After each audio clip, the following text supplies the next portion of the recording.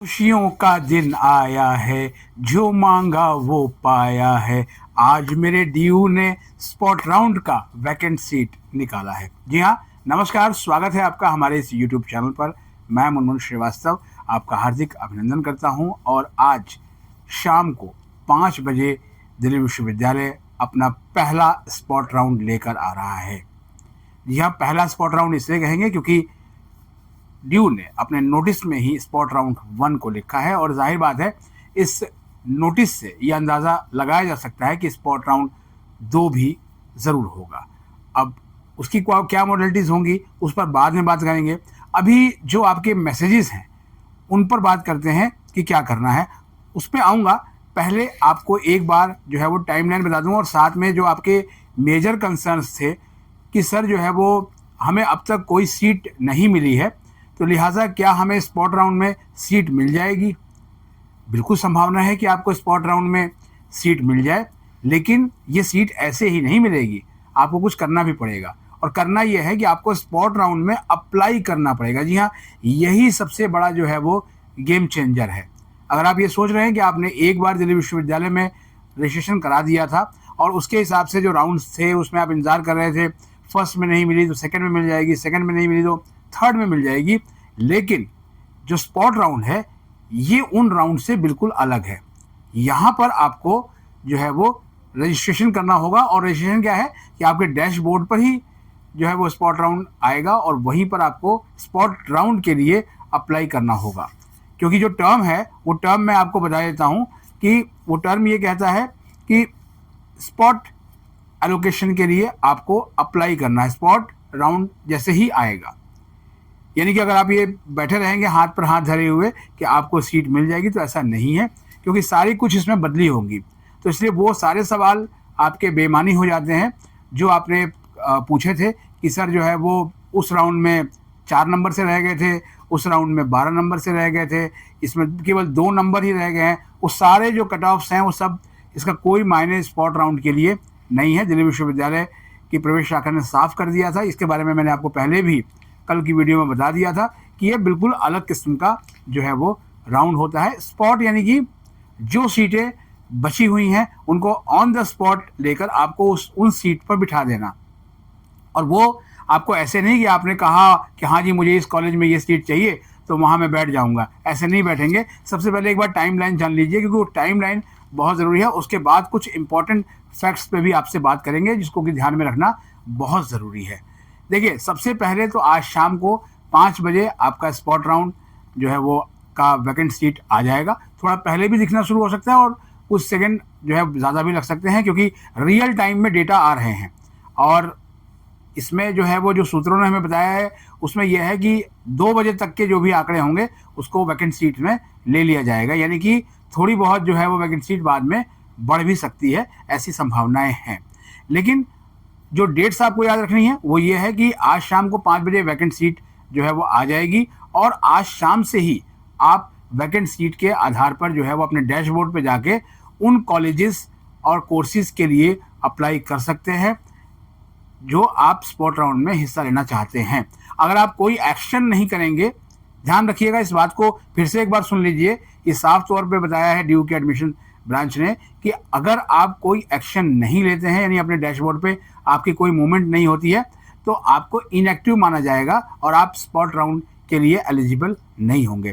तो आज आप जैसे ही वैकेंट सीट देखें उसके बाद जो है वो अपने डैशबोर्ड पे जाकर, क्योंकि वैकेंट सीट आने के थोड़ी देर के बाद ही आपका जो डैशबोर्ड है वो एक्टिव हो जाएगा और वहाँ आप स्पॉट एप्लीकेशन राउंड में जाकर हिस्सा ले सकते हैं।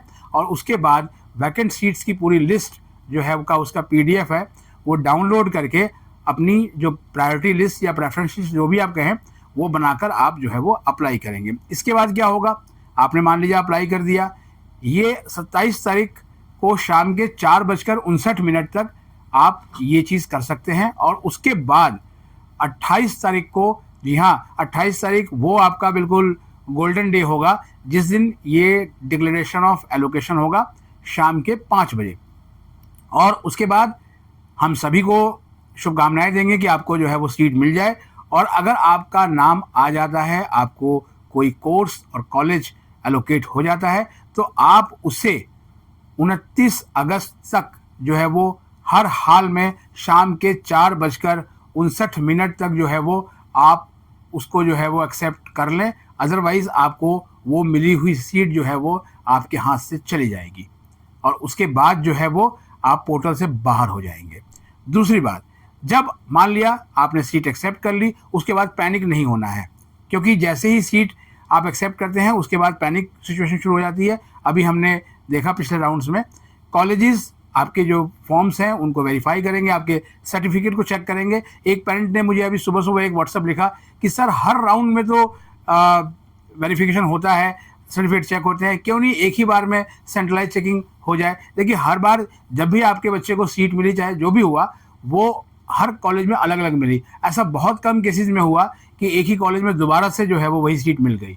और अब उन राउंड्स की बात छोड़ दीजिए, अगर तो आपका बच्चा ऑलरेडी एडमिटेड है तो वो स्पॉट राउंड का हिस्सा नहीं बन सकता, क्योंकि स्पॉट राउंड का हिस्सा वही बनेंगे जो CSS सिस्टम पे हैं और उन्होंने जो है वो स्पॉट के लिए अप्लाई किया। और यहाँ पर एक जो मेजर क्वेश्चन पूछा गया कि सर क्या 12th के जो हमने के मार्क्स के आधार पर भी हिस्सा ले सकते हैं स्पॉट राउंड में? तो जी बिल्कुल नहीं, अभी तो CUT के हिसाब से ही मामला चल रहा है।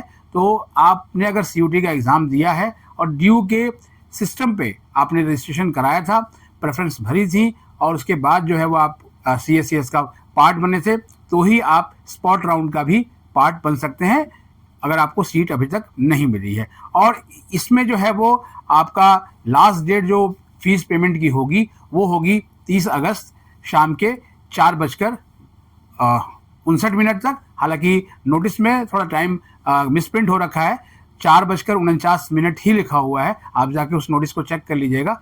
और इसका संज्ञान भी हमने विश्वविद्यालय के कंप्यूटर सेंटर को बता दिया था। लेकिन आमतौर पर जब फीस पेमेंट की जो समय सीमा है उसे पिछले सारे राउंड्स में रात के 11:59 तक बढ़ाया गया है, तो लिहाजा यहाँ भी ऐसा हो सकता है। लेकिन आप देर ना करें, अगर आपको सीट मिल जाए तो आप जो है वो उसे एक्सेप्ट करके वेरिफिकेशन जो है वो कंप्लीट होने के बाद जब फ्री लिंक आए तो तुरंत फीस भर दीजिएगा। उसके बाद एक सवाल जो मेजर कंसर्न था, कट ऑफ पे हम बाद में बात करेंगे। फिलहाल आपको ना एक दिलचस्प आंकड़े के बारे में बताते हैं कि 2023 में जब स्पॉट राउंड 1 हुआ था तो उसमें 38,547 स्टूडेंट ने अप्लाई किया था। आप सोच सकते हैं कितना बड़ा नंबर था, लेकिन जो सीट मिली वो केवल 8,627 जो कैंडिडेट्स को सीट उसमें उस स्पॉट राउंड में मिली थी।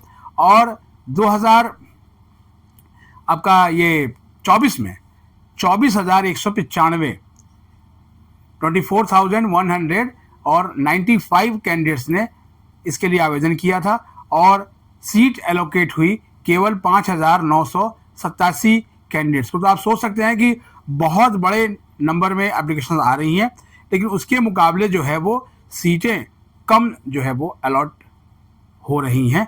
तो आप इसको देखकर अभी से थोड़ा सा डरिए नहीं, घबराइए नहीं, वैकेंट सीट्स को बहुत ध्यान से देखिए। बाकी चीज़ों के बारे में बाद में बात करेंगे, अभी तो उम्मीद पर दुनिया कायम है, इसलिए आप आज के दिन खुशियाँ मनाइए और वैकेंट सीट को बहुत ध्यान से देखिए, क्योंकि वैकेंट सीट जब आप देखेंगे तो आप उसी के हिसाब से अपनी प्रायोरिटी बनाएंगे और मैक्सिमम प्रायोरिटीज़ आप जो है वो रखिएगा आवेदन करते समय। कुछ और सवाल आपके स्पॉट राउंड से रिलेटेड होंगे तो आप बताइए, हो सकता है कि कोई ऐसा सवाल है जो शायद वो मुझसे छूट गया हो और आप मुझे बताएं तो उसके बारे में हम एक्सपर्ट से बात कर सकते हैं। और आपसे निवेदन करेंगे इस वीडियो को अधिक से अधिक लाइक करें और जैसे ही आप इसको लाइक करेंगे एक हाइप जो है टैब आपको दिखेगा राइट साइड, और उसको आप जो है वो हाइप दें ताकि ये वीडियो उन लोगों तक भी पहुंचे जिन तक अभी तक नहीं पहुंची है। तो हाइप देना ना भूलें। फिलहाल आज के लिए इतना ही।